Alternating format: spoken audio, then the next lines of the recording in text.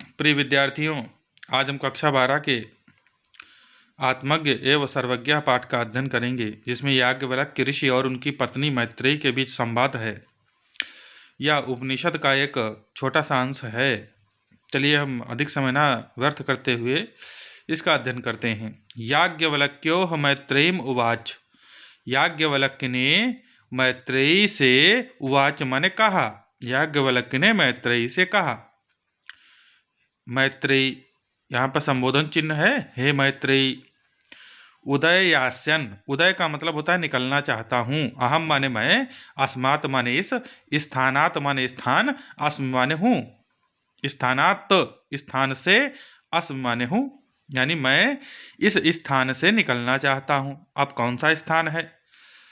यह स्थान जो है वो गृहस्थ आश्रम का स्थान है। अर्थात प्राचीन काल में जो व्यवस्थाएं होती थी वह 4 आश्रम के रूप में, पूरा जीवन काल जो है वो 4 आश्रम के रूप में बांट दिया जाता था।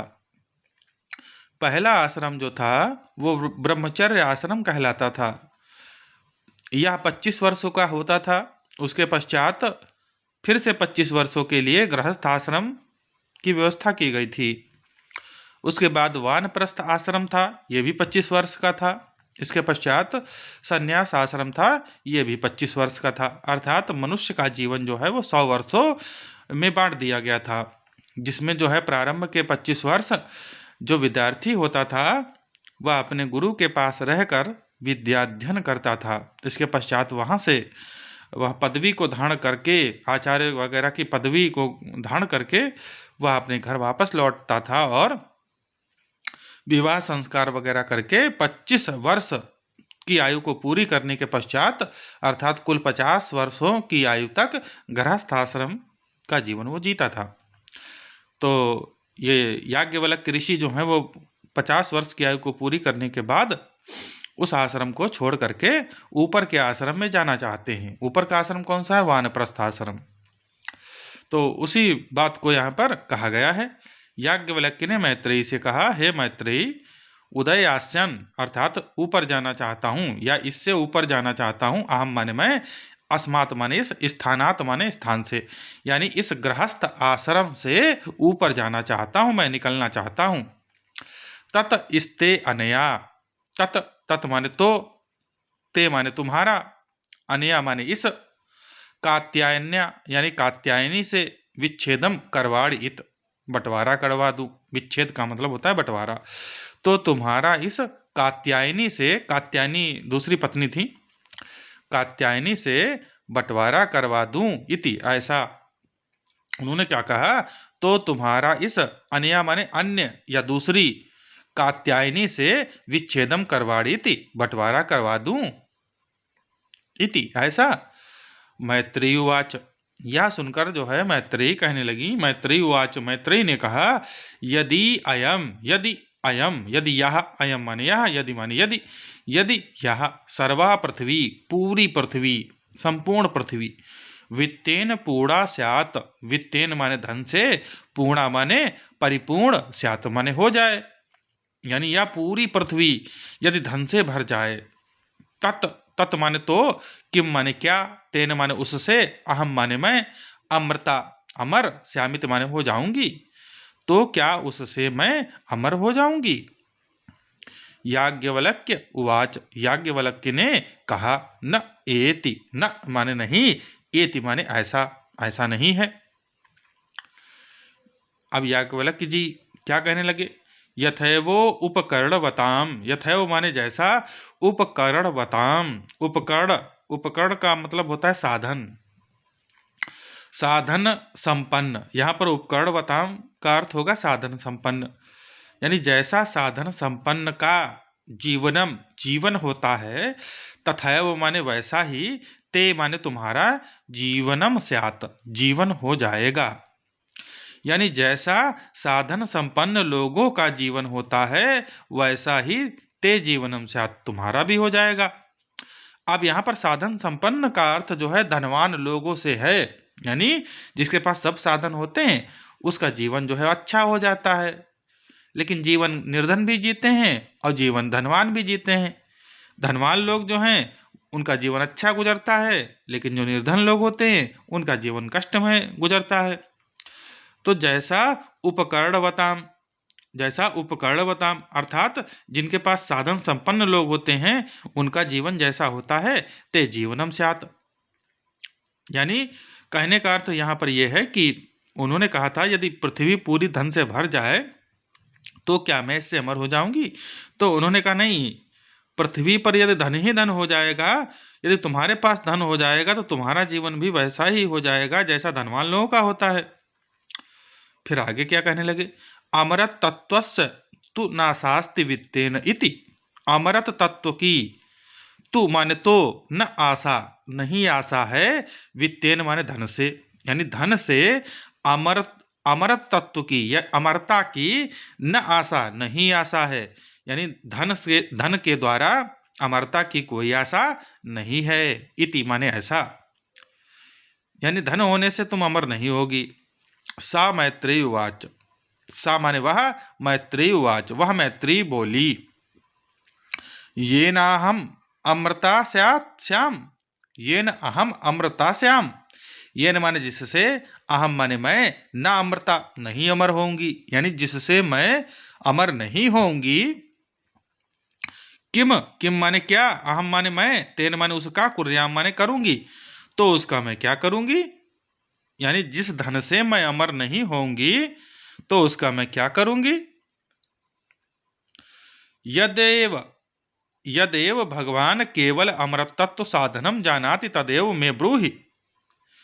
यदेव भगवान, यदि, हे भगवान, हे भगवान, हे भगवान, यदि, भगवान यहाँ पर अपने पति को कहा गया, स्वामी को कहा गया, हे भगवान यदि केवल अमृत तत्व को जानाति माने जानते हैं, केवल अमृत तत्व के साधन को जानते हैं, तदेव में ब्रूहि, तदेव, तद माने वह, मैं माने तदेव, वह ही, मैं माने मुझे, ब्रूहि माने बताइए। हे भगवान केवल अमृत तत्व के साधन को जानते हैं तो मुझे बताइए। याज्ञवल्क्य उवाच, याज्ञवल्क्य बोले, या याज्ञवल्क्य ने कहा, प्रिया नह सती, नह माने होता है मेरी या हमारी, प्रिया यानी प्रिय, सती माने हो, तुम माने तुम हमारी प्रिय हो, अप्रियम भाष से अप्रिय बोलती हो, यानी तुम हमारी प्रिय हो और प्रिय बोलती भी हो। ए ही आओ, ए ही माने आओ, उपविश, उप माने पास, विष माने बैठो, आओ पास बैठो, व्याख्यास्मि व्याख्या करूंगा यानी कहूंगा, ते माने तुम्हारे लिए, अमृत तत्व साधनम अमृत तत्व के साधन की, यानी तुम्हारे लिए अमृत तत्व के साधन की व्याख्या मैं कहूंगा। याज्ञवल्क्य उवाच, याज्ञवल्क्य कहने लगे, याज्ञवल्क्य बोले, न वा अरे मैत्रेयी, क्या कहने लगे, न वा अरे मैत्रेयी, अरे मैत्रेयी न वा, न माने नहीं, वा माने ऐसा, अरे मैत्रेयी ऐसा नहीं है। पत्युः कामाय पतिः प्रियो भवति, पत्युः कामाय यानी पति की कामना के लिए पतिः प्रियो भवति, पति प्रिय होता है। यहां पर थोड़ा सा हम लोग वो लगा लेंगे, आगे पत्नी जोड़ लेंगे ब्रैकेट में, पत्नी को, यहां पर पत्नी को पत्युः कामाय पतिः प्रियो भवति, पति की कामना के लिए पति प्रिय होता है, यानी पत्नी को पति की कामना के लिए पति प्रिय होता है।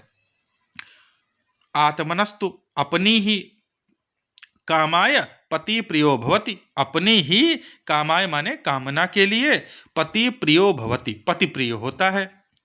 यानी कहने का मतलब इनका यह है कि पत्नी को पति की कामना के लिए पति प्रिय होता है, ऐसा नहीं है। आत्मनस्तु अपनी ही, कामाय कामना के लिए पति प्रिय होता है। फिर आगे कहने लगे, नवारे मैत्रेयी ऐसा भी नहीं है।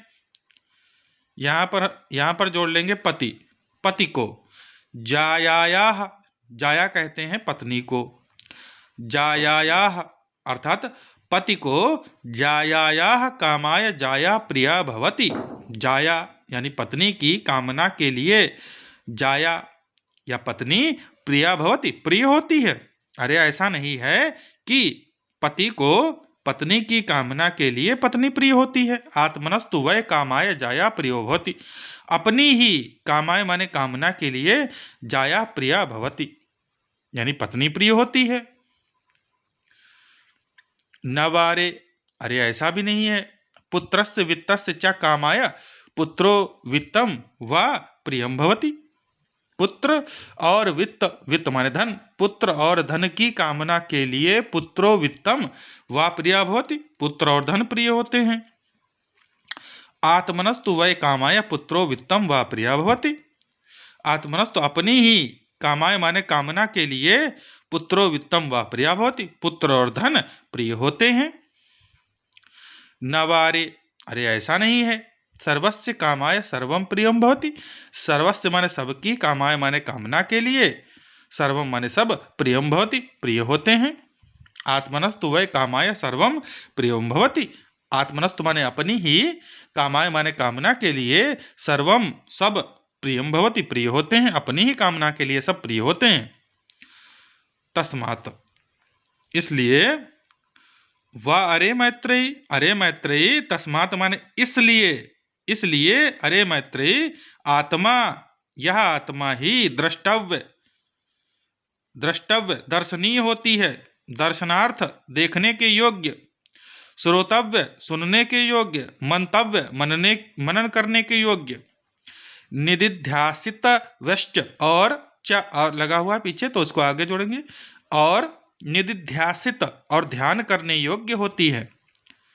यानी यह आत्मा ही द्रष्टव्य देखने योग्य, दर्शनार्थ दर्शन करने के योग्य, श्रोतव्य सुनने योग्य, मंतव्य माने मनन करने के योग्य, और ध्यान करने के योग्य होती है।